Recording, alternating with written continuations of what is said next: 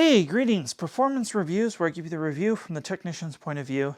And today I have kind of an unlikely matchup, but I think it's a pretty good matchup.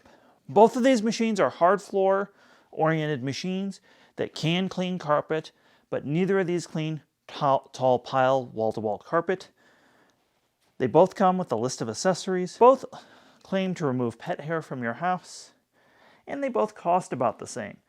At the time of filming, the price difference between these is about 50 to 75 bucks. So I think that puts them in the same price category. Both of these machines come with numerous accessories. Henry uses a standard 1.25" size, which means you can buy aftermarket accessories, making what you can put on the end of that hose pretty much unlimited. Where the Shark, you're limited to what it comes with, as Shark uses a different fitting for each different model of vacuum, typically speaking, and they don't have a great ecosystem of accessories. As far as the hand tools go, you'll find with the Henry that the brush is wider, the crevice tool slightly narrower and longer, though those are really kind of a wash. I think when you talk about dusting, that's kind of a big deal between the two. Shark just gives you this square dusting brush that's very stiff, where Henry gives you a large dusting brush plus a soft horsehair dusting brush. Then the upholstery tool, the Shark has lint pickers, which is a good thing, but it's narrower, and it's a really weird shape. This is actually a hard tool to use, unfortunately. I want to talk about the handles. With Henry, you have a couple of options. Oh, we have a spider joining us. Look at that. You can directly connect any accessories like that. The hose also is cut on a slant, so you can use it as a crevice tool. The hose handle has a suction relief valve, and again, you can also put your accessories on the end of the hose like that. Now, with the Shark, what you get is kind of a bulky handle, but it's the hand grip is a little small for my hands, but I'm a big guy, so we'll let that pass. Your accessories basically can only go on like so. You're stuck with the one angle of this dusting brush. Furthermore, when you do use your accessories, your wand is very limited. Now, if you need to get up high or down low and under something, you can see that the Henry wand dwarfs the Shark wand. And that's one of the advantages of most canister vacuums. As you can see, Henry's hose dwarfs the Shark hose as well in terms of cleaning capability. Now I'm having to hold the Shark hose in place because it's a stretch hose with the chair leg. Now, if you're trying to get under something, there's a huge difference between a canister and an upright. Not having the cord management, the motor, and the dust collection unit in your hand makes a huge difference. So you can see Henry's clearly going to get under things a lot better. Let's talk about stair cleaning, because both of these have the ability to do that. You can see I have lifted off the Shark, so you have to set that somewhere. And then you have this. One thing I noticed about the Shark is that this stretchy hose causes it to tip. It's not very stable when you remove the base. So you really aren't going to lift away, probably on stairs. Now, if you add the base to that, it still makes it very tippy. So you have to, again, if you do that now, it's going to roll off. So it's quite awkward on stairs. Now, Henry, as far as stair cleaning goes, is quite good. He has a nice long hose, so you can do like half a flight of stairs without moving them. And then he just has a handle. And Henry compacts balance really nicely on stairs. And you see how solid he is? He's not going anywhere. I really like Henry Compact for stair cleaning. Let's talk about capacity. I've got some paper shreddings here. Let's see how long it takes to fill the Shark. We're just going to go to the fill line.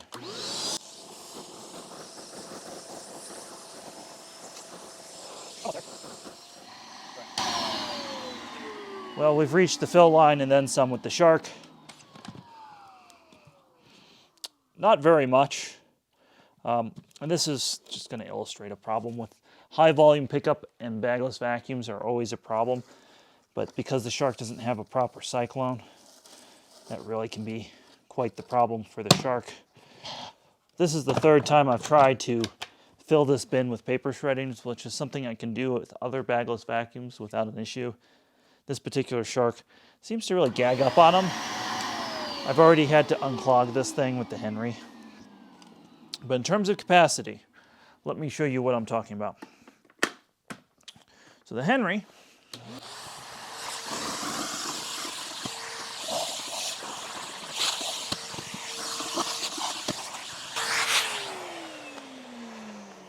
uses a different system. You can get to the Henry. So this particular Henry, being the PETCARE, has a charcoal-infused pre-motor filter. These pre-motor filters are known to last a very long time. Because it has active charcoal in it, you might have to replace it if you want that active charcoal odor fighting feature a little bit more often. It's good for about 2 to 4 years, typically, the charcoal that's in there. Normally, this sort of filter can be rinsed out on a Henry. This particular one is meant to be replaced with the charcoal. Again, that's an optional feature of this particular model. But what all Henrys have is they have a bag. And the bag is easy to change. You notice the bag is very large. The bag actually is much larger than the Shark itself.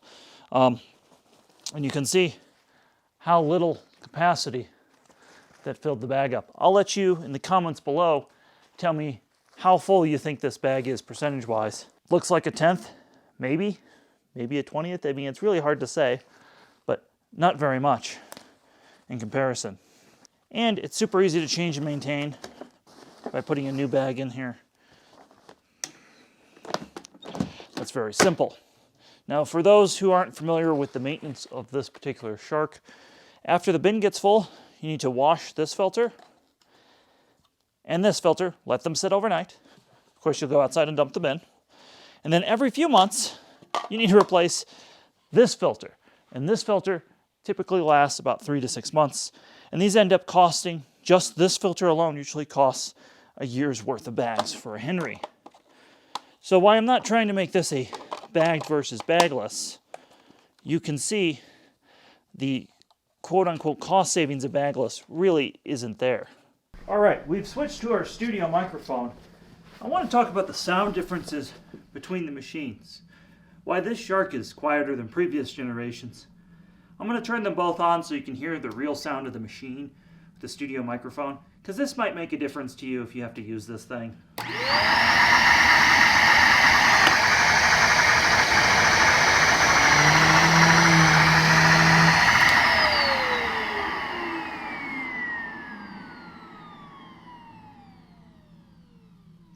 So that's what the Shark sounds like.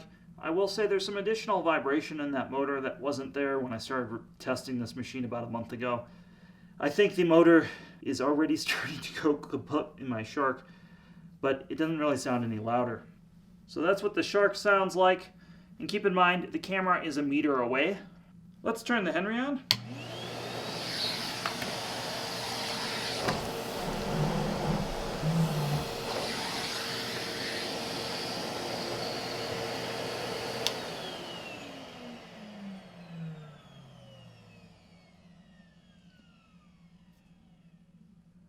Now, not only is the Henry slightly quieter, but the loudest thing about the Henry is the air whooshing through the hose, versus the Shark where the loudest thing was the motor.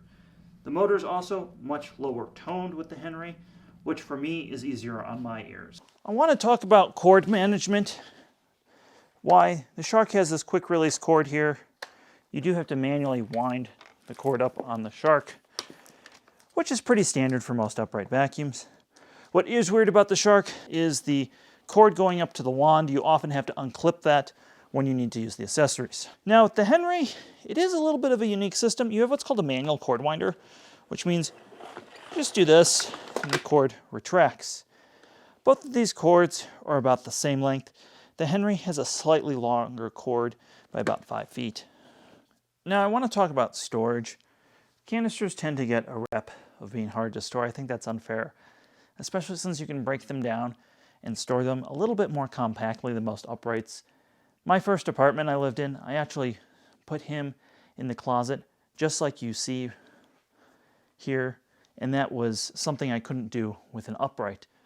Both store about the same. I think the Shark stores a little bit smaller footprint, but it's a real negligible, the difference. Now let's talk performance. We usually test our vacuums in working vacuum and sealed suction, which is a standard measurement. Let's see what the Henry gets.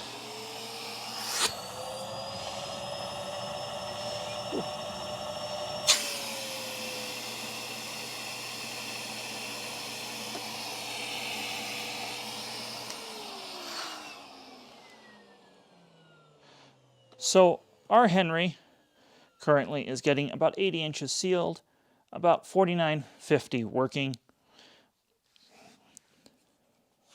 Let's see what the Shark gets. I've had to make a makeshift adapter with the Shark being a non-standard size. I do have the suction set to max. Let's see what it gets.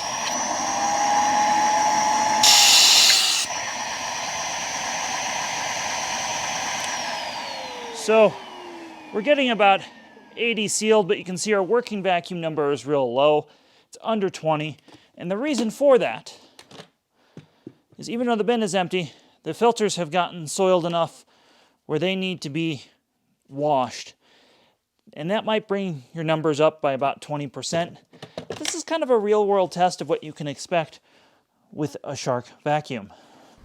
All right, let's see how it does on my soft carpet. Again, we have breakfast cereal, flour, cat litter, and fresh pet hair. And we're going to use that in the number 2 setting, which is the carpet setting.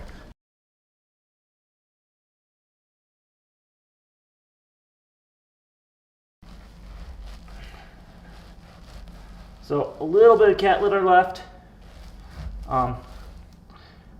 No pet hair left, except for where the belt was. But again, that's normal with anything, just to show you anything where that is. But that did really well, even though it's not designed to clean this kind of carpet. I don't know if that came out on camera, but the roller struggled to get up to the proper RPM. All right.